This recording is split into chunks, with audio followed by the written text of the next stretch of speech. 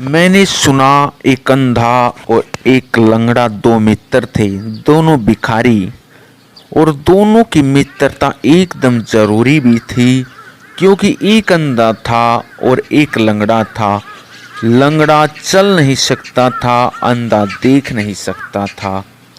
तो अंधा चलता था और लंगड़ा देखता था। लंगड़ा अंधे के कंधों पर बैठ जाता, दोनों भिक्षा मांग लेते। समझदारी थी भिखारी की दुकान में, लेकिन कभी कभी झगड़ा भी हो जाता था, जैसा सभी साझेदारों में होता है। कभी एक ज़्यादा ले लेता, दूसरा कम ले लेता, या लंगड़ा चकमा दे देता अंधे को, तो झगड़ा हो जाता था।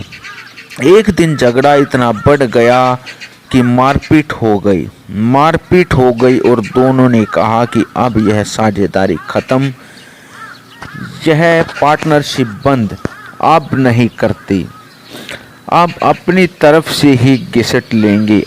मगर यह नहीं चलेगा, यह तो काफी धोखा चल रहा है।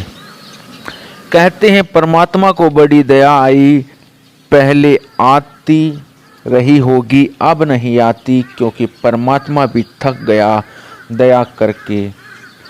कुछ सार नहीं है, आदमी कुछ ऐसा है कि तुम दया करो तो भी उस तक दया पहुंचती नहीं। परमात्मा भी थक गया होगा, पर यह पुरानी कहानी है। दया आ गई, परमात्मा मौजूद हुआ, प्रकट हुआ। उसने उस दिन सोचा कि आज दोनों को आशीर्वाद दे दूंगा। अंधे के पास जाकर कहूंगा, मांग ले जो तुझे मांगना हो।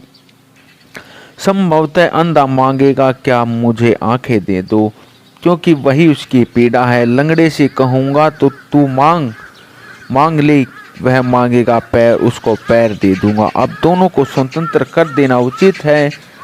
वह गया, लेकिन रोता हुआ वापस लौटा। परमात्मा रोता हुआ वापस लौटा, क्योंकि अंधे से जब उसने कहा कि मैं परमात्मा हूँ, तुझे वरदान देने आया हूँ, मांग ले जो मांगना है, उसने कहा कि लंगड़े को अंधा कर दो।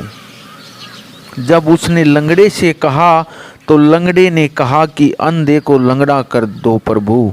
ऐसे ही अज्ञानुभव के कारण उसने आना भी जमीन पर धीरे धीरे बंद कर दिया।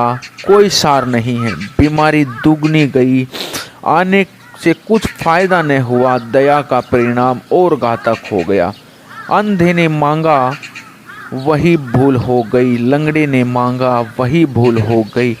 आदतें पुरानी थी और अभी तो क्रोध का जहर बाकी था, तो परमात्मा भी सामने खड़ा था, फिर भी चूक गए। आदमी के सामने कई बार मोक्ष की घड़ी आ जाती है, फिर भी आदमी चूक जाता है। पुरानी आदतें हमला करती हैं और मोक्ष की घड़ी में बड़ी जोर से हमला करती हैं, क्योंकि आदतें भी अपनी रक्षा करना चाहती हैं। वह आदत अपनी रक्षा करती हैं,